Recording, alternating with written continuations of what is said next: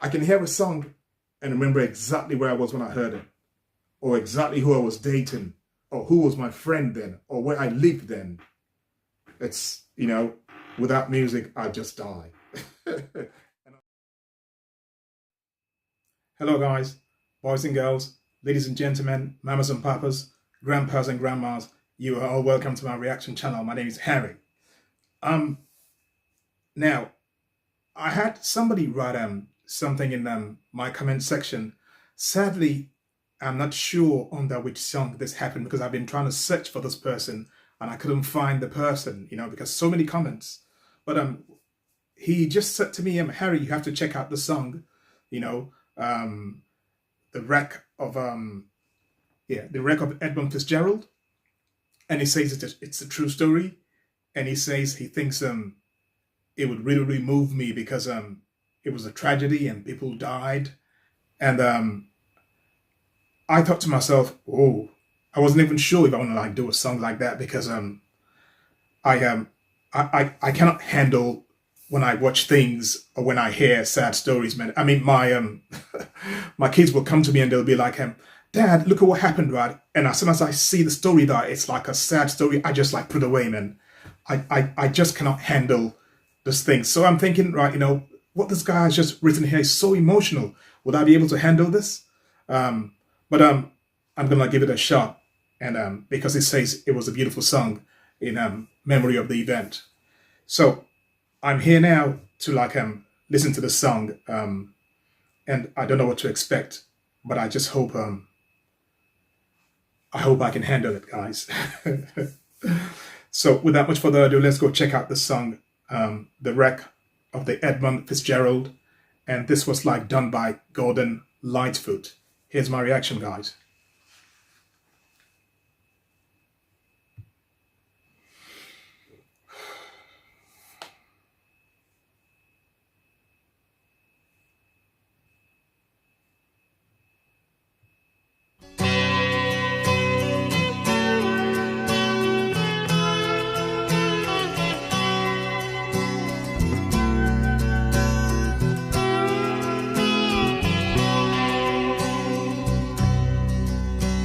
The legend lives on from the Chippewa on down of the big lake they call Gitchagumi.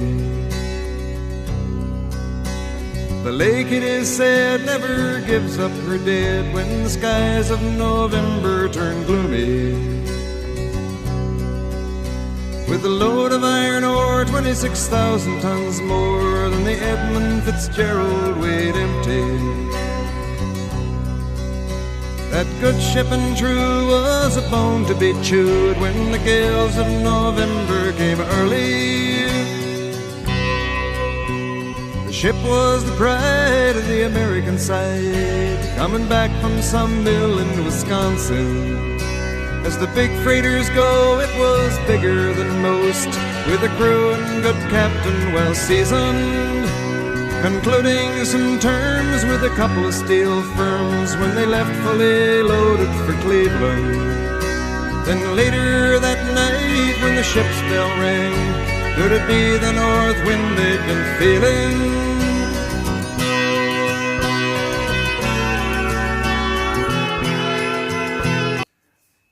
I mean, already, right? Nothing terrible has happened here, but the way this guy has painted this picture, it's as if you're looking inside that ship and you can see all the setup, you can see all the people, and you're just hoping for the best, thinking to yourself, I hope this is not what I'm thinking. Obviously I know that there was a tragedy, so I know something bad is about to happen, but there's still something inside me that's hoping, that this wouldn't be as bad as I imagine it to be. Now, his voice, right? This Gordon guy, right? The way he sings and the echo that they put on his voice, it's like he sounds from a distance away, and it's a bit almost eerie, almost it's almost spooky. It's like it gives you chills, like somebody's telling you a story that you don't want to really hear.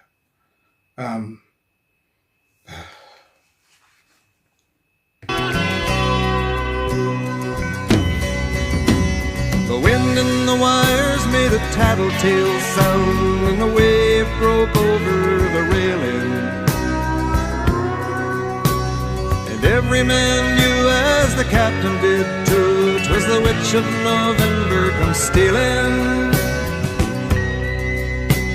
The dawn came late and the breakfast had to wait, when the gales of November came slashing. When afternoon came, it was freezing rain in the face of a hurricane west wind.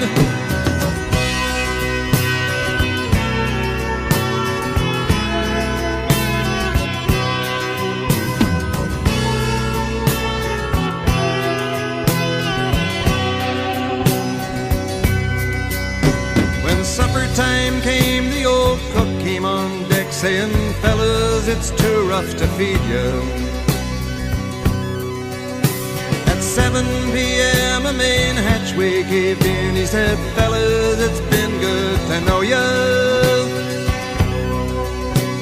The captain wired in, he had water coming in, and the good ship and crew was in peril. And later that night, when his lights went out of sight, came the wreck of the EDMUND Fitzgerald.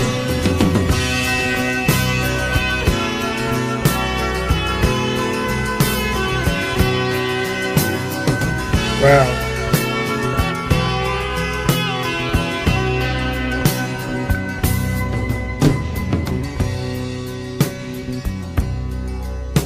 Does anyone know where the love of God goes when the waves turn the minutes to hours? The searchers all say they'd have made Whitefish Bay if they'd put 15 more miles behind her. They might have split up or they might have capsized. They may have broke deep and took water. And all that remains is the faces and the names of the wives and the sons and the daughters.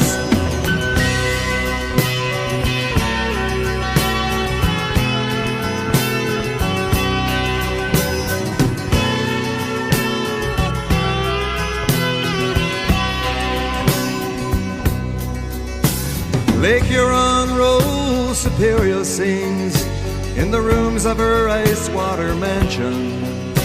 Old Michigan steams like a young man's dreams. The islands and bays are for sportsmen.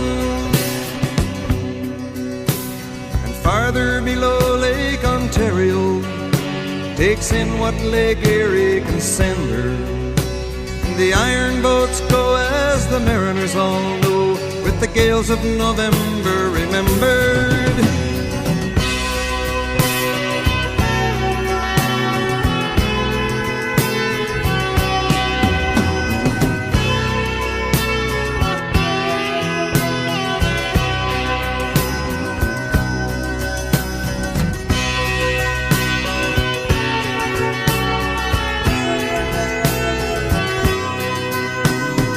I'm just looking at this huge vessel here now, and I'm thinking to myself, this whole big thing capsized.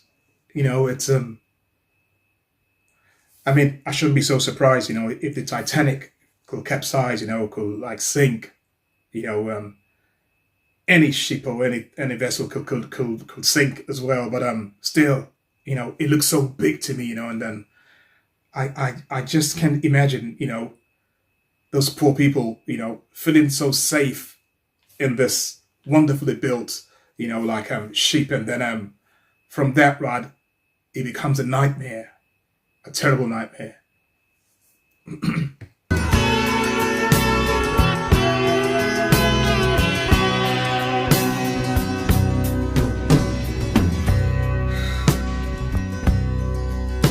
In a musty old hall in Detroit, they prayed in the Maritime Sailors' Cathedral. The church bell chimed till it rang 29 times for each man on the EDMUND Fitzgerald.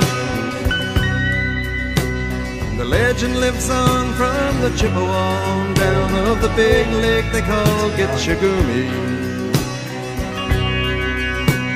Superior, they said, never gives up her dead when the gales of November come early.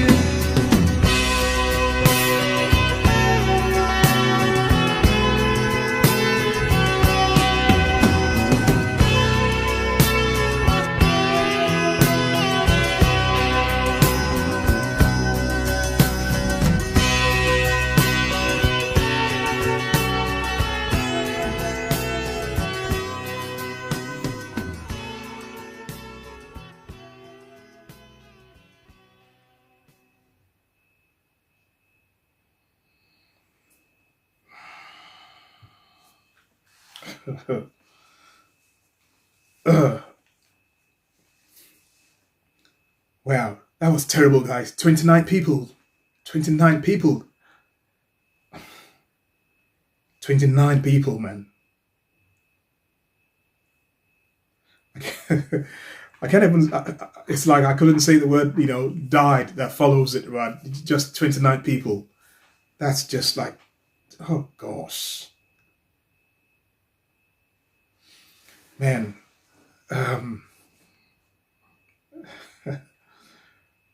I mean, if I hadn't been told that this is a true story, I would just think maybe it was like, like maybe it was just like, a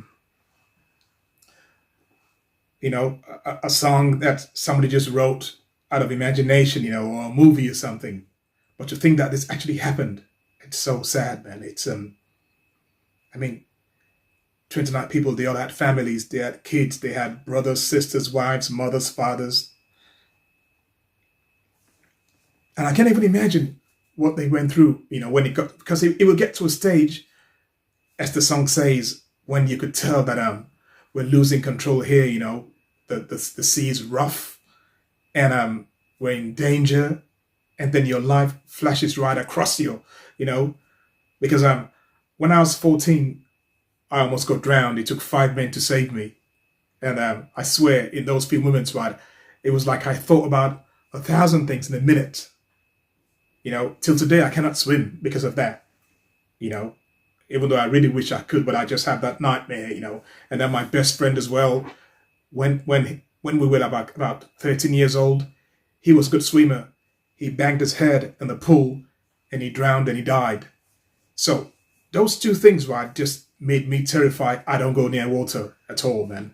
And I just cannot imagine what those poor people went through, man. It's so sad, man. It's really, really sad.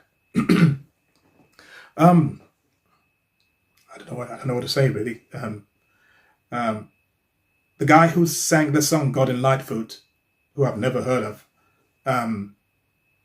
he did such a beautiful job, because the way he constructed the song, the way he told the story, his voice, how he painted the picture. I cannot say it's beautiful because something terrible has happened, but it was so vivid.